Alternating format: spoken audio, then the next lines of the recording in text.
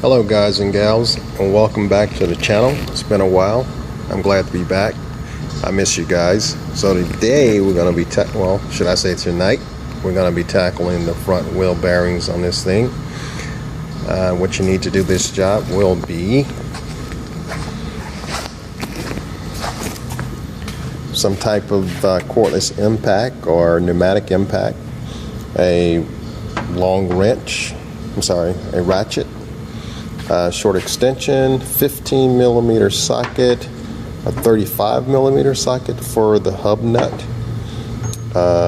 small chisel, small screwdriver, small hammer, a torque wrench that goes up to 250 foot-pounds, and a breaker bar. If you have a pneumatic impact or cordless impact, you won't need the breaker bar because you can just rip everything off with this.